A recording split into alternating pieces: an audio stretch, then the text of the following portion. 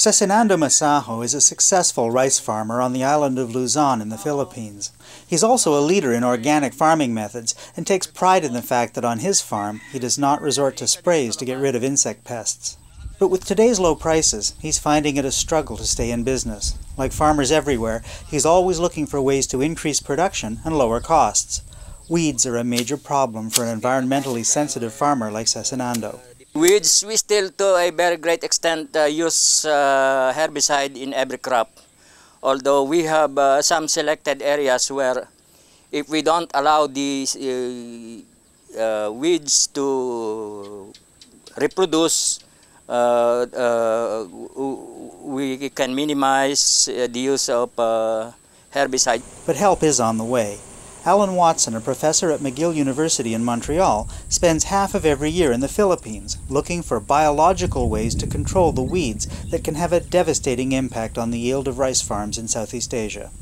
Weeds have become a major problem in these areas because the seed is being sown at the same time as the weeds are germinating, and as a result there's a change in weed flora. And even so, even in the other the directs or the transplanted, there's also weeds can cause anywhere from 10 to 50 or more % yield loss if not controlled. Hand weeding provides good control, but it's labor intensive and expensive. For that reason, even farmers like Cecinando have to supplement hand weeding with chemicals. We don't resort yet to biological weed control. Sanitation, I will be interested. We are using to some great extent sanitation only.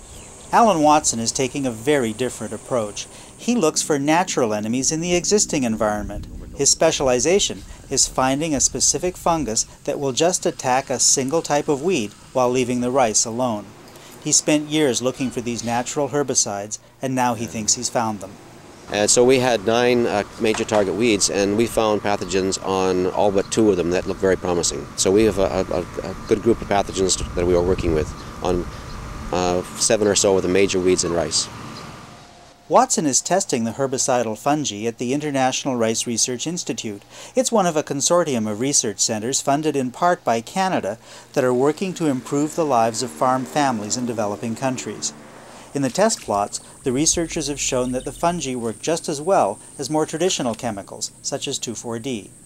We are getting, in some of our applications, we can get up to 100% control. That's not consistent, but we can get acceptable control at 80% or more in most of the applications.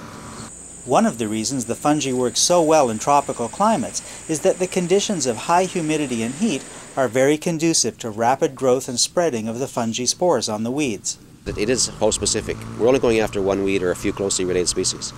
And certainly within a farmer's field, there's usually 12 or 14 weeds within that field. And maybe 2 or 3 of those are dominant.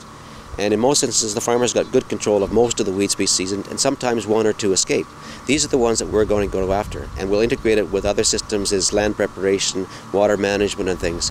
So far, all the trials have been in the controlled conditions of special test plots, but now the team has to find relatively simple ways to mass-produce the fungal spores so they can get them to the farmers who need them most.